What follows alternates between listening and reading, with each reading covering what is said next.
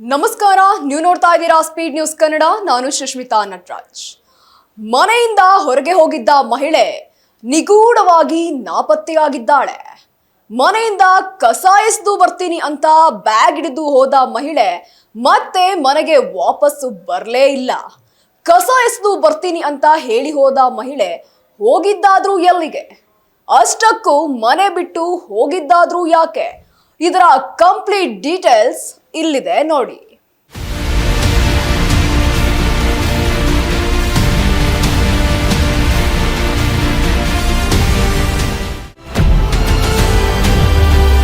ಕಸ ಹಾಕಲೆಂದು ಹೊರಬಂದ ಮಹಿಳೆ ನಾಪತ್ತೆ. ನಿದ್ರೆ ಮಾತ್ರೆ ಹಾಕಿ ಎಸ್ಕೇಪ್ ಆದ ಕಿಲಾಡಿ ಮಹಿಳೆ. ಕಸ ಹಾಕಿ ಬರ್ತೇನೆ ಅಂತ ಮನೆಯಿಂದ ಹೊರ ಹೋದ 2 ಮಕ್ಕಳ ತಾಯಿ ನಾಪತ್ತೆಯಾಗಿದ್ದಾಳೆ. ಈ ಘಟನೆ ನಡೆದಿರುವುದು ಬೇರೆ ಎಲ್ಲಿಯೂ ಅಲ್ಲ, ಬೆಂಗಳೂರಿನ ಬಾಗಲಗುಂಟೆಯಲ್ಲಿ.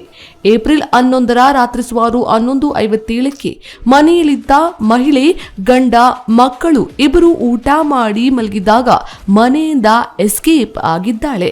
ಕೈಯಲ್ಲಿ ಕಸವನ್ನ ಎಸೆಯುವ ಪ್ಲಾನ್ ಮಾಡಿ ಮನೆಯಿಂದ ಆಚೆ ಹೋದ ಮಹಿಳೆ ನಿಗೂಢವಾಗಿ ಎಸ್ಕೇಪ್ ಆಗಿದ್ದಾಳೆ. ನೋಡಿ, ಇಲ್ಲಿ ಬ್ಯಾಗ್ ಹಿಡಿದು ಹೋಗ್ತಿರೋ ಮಹಿಳೆ ಹೆಸರು ಪ್ರಿಯಾಂಕಾ. ಪ್ರೀತಿಯಿಂದ ನೋಡಿಕೊಳ್ಳುತ್ತಿದ್ದ ಗಂಡ, ಇಬ್ಬರು ಮಕ್ಕಳ ಜೊತೆ ನೆಮ್ಮದಿಯ ಜೀವನ ನಡೆಸೋದನ್ನ ಬಿಟ್ಟು ಈಕೆ ಮಾಡಿದ್ದೇನು ಗೊತ್ತಾ? ಅದೇ ಏರಿಯಾದಲ್ಲಿ ಕಟ್ಟಿಂಗ್ ಶಾಪ್ ನಡೆಸುತ್ತಿದ್ದ ಪ್ರಭು ಎಂಬಾತನ ಜೊತೆ ಪ್ರೀತಿ ಸಂಪರ್ಕ ಬೆಳೆಸಿದ್ದಳು. ಹೆಂಡತಿಯ ಈ ವಿಚಾರಕ್ಕೆ ಹಲವಾರು ಬಾರಿ ಗಂಡ ಹೆಂಡತಿಯ ನಡುವೆ ಜಗಳ ಕೂಡ ನಡೆದಿತ್ತು. ಇದರಿಂದ ಪ್ರಿಯಾಂಕಾ ತನ್ನ ತವರು ಮನೆಯನ್ನ ಸೇರಿದ್ಲು. ನಂತರ ಹಿರಿಯರ ಸಮ್ಮುಖದಲ್ಲಿ ನ್ಯಾಯ ಪಂಚಾಯಿತಿ ಮಾಡಿಸಿ ದಂಪತಿಯನ್ನ ಮತ್ತೆ ಒಂದು ಮಾಡಿದ್ರು. ಸರ್, ಏನಾಯಿತು ಅಂದರೆ ನಮ್ಮ ವೈಫಿಗೆ ನಮ್ಮ ಮನೆ ಪಕ್ಕದಲ್ಲಿ ಒಬ್ಬರು ಕಟಿಂಗ್ ಶಾಪರ್ ಇದ್ದರು, ಪ್ರಭು ಅಂತ. ಅವ್ರ ಮೇಲೆ ಅಫೇರ್ ಇತ್ತು. ಅದು ನನಗೆ ಡೌಟ್ ಬಂದು, ಇದೇನೋ ಅವ್ರ ಫೋನಿಗೆ ಯಾವುದೋ ಮೆಸೇಜ್ ಮಾಡ್ತಿದ್ದಾರೆ ಏನಂತ ಹೇಳಿ ಕೇಳಿದಾಗ ಅವ್ರು ಹೇಳಿಲ್ಲ. ಯಾರ್ದು ಮೆಸೇಜ್ ಇದೆ ಏನಂತ ಕೇಳಿದಾಗ ಹೇಳಿಲ್ಲ. ಅದಕ್ಕೆ ಮುಂಚೆ ಏನಾಯ್ತು ಅಂದರೆ ಅವ್ರ ಮೊಬೈಲ್ಗೆ ರೀಚಾರ್ಜ್ ಆಗುತ್ತೆ, ಫೆಬ್ರವರಿನಲ್ಲಿ ಒಂದು ಸಲ ರೀಚಾರ್ಜ್ ಆಗುತ್ತೆ. ರೀಚಾರ್ಜ್ ಯಾರು ಮಾಡಿಸಿದ್ರು ಅಂತ ಕೇಳಿದಾಗ ನಾನೇ ಮಾಡಿಸ್ಕೊಂಡೆ ಅಂತ ಹೇಳ್ತಾಳೆ. ಆದರೂ ನಾನು ಡೌಟ್ ಬಂದು ನಮ್ಮ ಬ್ರದರಿಗೆ ಹೇಳ್ತೀನಿ ಮೊಬೈಲ್ ರೀಚಾರ್ಜ್ ಆಗಿದೆ ಅಂತ. ಅವರ ಒಂದು ನಂಬರ್ ಹೇಳ್ತಾರೆ, ಆ ನಂಬರಿಗೆ ಇದು ಮಾಡ್ತೀನಿ. ಅದು ಕಸ್ಟಮರ್ ಕೇರಿಗೆ ಕಾಲ್ ಮಾಡಿದಾಗ ಇದು ಫೋನ್ಪೇನಲ್ಲಿ ರೀಚಾರ್ಜ್ ಆಗಿದೆ ಅಂತ ಕಸ್ಟಮರ್ ಕೇರ್ ಅವ್ರು ಹೇಳ್ತಾರೆ. ಫೋನ್ಪೇನಲ್ಲಿ ರೀಚಾರ್ಜ್ ಆಗಿದೆ ಅಂತ ಬಂದು ಮನೆಗೆ ಕೇಳಿದಾಗ ಅವ್ರ ಫ್ರೆಂಡಿಗೆ ಮಾತಾಡ್ತಾರೆ, ರೀಚಾರ್ಜ್ ಆಗಿದೆ ಅಂತಾರೆ, 300 ರೂಪಾಯಿ ರೀಚಾರ್ಜ್, ನಾನು ಬಿಟ್ಬಿಡ್ತೀನಿ. ಹಾಗಾಗಿ ಒಂದು ವಾರ ಆದಮೇಲೆ ಮನೇಲಿ ಒಂದು ಹೆಡ್ಸೆಟ್ ಸಿಗುತ್ತೆ. ಹೆಡ್ಸೆಟ್ ಎಲ್ಲಿಂದ ಬಂತು ಅಂತ ಕೇಳಿದರೆ ಅವ್ರು ನಾನೇ ತೊಗೊಂಡೆ ಅಂತ ಹೇಳ್ತಾಳೆ. ಆದರೂ ಡೌಟ್ ಬಂದು ಹೆಡ್ಸೆಟ್ ಸಿಗ್ತಾ ಇಲ್ಲ ಅಂತ ನಮ್ಮ ಮನೆಗೆ ಹೇಳ್ತೀನಿ. ನಮ್ಮ ಮನೆಗೆ ಹೇಳಿದ ಮೇಲೆ ನಮ್ಮ ಮನೆಯವ್ರಿಗೆ ಹೇಳ್ತಾರೆ, ಯಾರು ತಂದರು ಏನು ಅಂತ ಕೇಳಿದಾಗ ಅವ್ಳು ನಾನೇ ತೊಗೊಂಡೆ ಅದು ಇದು ಅಂತ ಹೇಳ್ತಾಳೆ. ಆದರೂ ನಾನು ಡೌಟ್ ಬಂದು ನೈಟೆಲ್ಲ ಹಂಗೆ ಜಗಳ ಆಗುತ್ತೆ. ಅವಳು ಆಮೇಲೆ ಬೆಳಿಗ್ಗೆ ಎದ್ದು ವಾಕಿಂಗ್ ಅಂತ ಹೋಗ್ತಾಳೆ. 5 ಗಂಟೆ ವಾಕಿಂಗ್ ಹೋಗ್ಬೇಕಾದ್ರೆ ನಾನು ಅವಳು ಹಿಂದೆನೇ ಹೋಗ್ತೀನಿ. ಹಿಂದೆ ಹೋಗ್ಬೇಕು, ಅವಳು ಸಿಗಲ್ಲ. ನಮ್ಮ ವೈಫು 11ನೇ ತಾರೀಕು ಶನಿವಾರ ರಾತ್ರಿ ಒಂದು 11:50 ಹೋಗಿದ್ದಾರೆ. ಮಕ್ಕಳು ಸರ್, 2 ಮಕ್ಕಳು, ಟೋಟಲ್ 3 ಜನ ಮಕ್ಕಳು.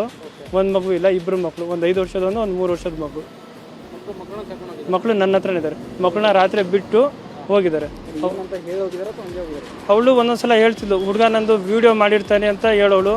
ಹುಡುಗ ನನಗೆ ಬ್ಲಾಕ್ ಮೇಲ್ ಮಾಡ್ತಾನೆ, ಹುಡುಗ ನನಗೆ ಕೊಂದಾಗ್ಬಿಡ್ತಾನೆ ಅಂತ ಹೇಳಿ ಹುಡುಗನ ಸ್ವಲ್ಪ ಹೆದರ್ತಾ ಇದ್ಲು. ಅದೇನಿದೆ ಹೇಳು ಅಂದರೆ ಹೇಳ್ತಿರಲಿಲ್ಲ ಅವಳು. ಏನೇ ಇದ್ರು ಅವಳ ಮೇಲೆ ತಪ್ಪು ಹಾಕೊಳ್ಳೋಳು, ಹುಡುಗನ ಮೇಲೆ ಎಲ್ಲೂ ಬಿಟ್ಕೊಡ್ತಿರಲಿಲ್ಲ ಅವಳು. ಸರ್, ತವ್ರ ಮನೆಗೆ ಹೋದ್ರೆ ಅವ್ರ ಅಪ್ಪ ಅಮ್ಮ ಇಬ್ಬರು ಬಂದಿದ್ರು, ನಮ್ಮ ಮನೆಗೆ ಬಂದಿದ್ರು. ಅವ್ರ ಮನೆಗೂ ಗೊತ್ತು, ಎಲ್ಲರಿಗೂ ಗೊತ್ತು, ಊರಲ್ಲೆಲ್ಲ ಗೊತ್ತು. ಅವ್ರ ಅಪ್ಪ ಅಮ್ಮ ಬಂದು ಈ ಥರ ಮಾಡಿದಾಳೆ ಅಂತ ಅವರೇ ಬೇಜಾರು ಮಾಡ್ಕೊಳ್ತಾಯಿದ್ರು.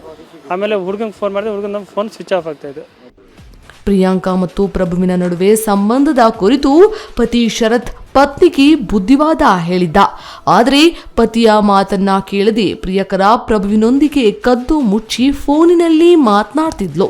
ಪ್ರಿಯಕರನೊಂದಿಗೆ ಇರಲು ಪ್ಲಾನ್ ಮಾಡಿದ ಪ್ರಿಯಾಂಕಾ ಮನೆ ಬಿಡುವ ಮುನ್ನ ಪತಿ ಹಾಗೂ ಮಕ್ಕಳಿಗೆ ಊಟದಲ್ಲಿ ನಿದ್ರೆ ಮಾತ್ರೆ ಬೆರೆಸಿ ಬ್ಯಾಗ್ ತೆಗೆದುಕೊಂಡು ಮನೆಯಿಂದ ಹೊರಹೋಗಿದ್ದಾಳೆ.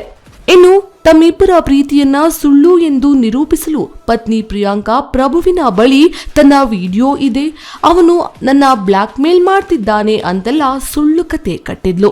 ಗಂಡನನ್ನ ನಂಬಿಸಲು ಹಲವಾರು ಪ್ರಯತ್ನವನ್ನೆಲ್ಲ ಮಾಡಿ ನಂತರ ಗಂಡನಿಗೂ ಗೊತ್ತಾಗದೆ ಪ್ರಿಯಕರ ಪ್ರಭುವಿನೊಂದಿಗೆ ಪರಾರಿಯಾಗಿದ್ದಾಳೆ.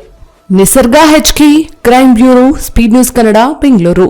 ಪ್ರೀತಿಗೆ ಕಣ್ಣಿಲ್ಲ ಅಂತ ಸುಮ್ಮನೆ ಹೇಳ್ತಾರೆ, ಆದ್ರೆ ಇಲ್ಲಿ ಆಗಿರೋದೇ ಬೇರೆ. ಇಬ್ಬರು ಮಕ್ಕಳಿದ್ರು ಪರಪುರುಷನ ಸಂಗವನ್ನ ಬೆಳೆಸಿ ಗಂಡನನ್ನ ಬಿಟ್ಟು ಮನೆಯಿಂದ ಪರಾರಿಯಾಗಿದ್ದಾಳೆ. ಪ್ರಿಯಕರನನ್ನ ಜೊತೆ ಹೋಗಿರೋದು ಯಾವ ಕಡೆಗೆ ಅನ್ನೋದು ಇಲ್ಲಿ ನಿಜಕ್ಕೂ ಸಂಶಯವನ್ನ ಮೂಡ್ತಾ ಇದೆ. ಇನ್ನೊಂದು ಕಡೆ ತಾಯಿಯ ಈ ಕೆಲಸದಿಂದ ಇಬ್ಬರು ಮಕ್ಕಳ ಭವಿಷ್ಯ ಏನು ಎಂಬುದು ನಿಜಕ್ಕೂ ಯೋಚನೆ ಆಗ್ಬಿಟ್ಟಿದೆ.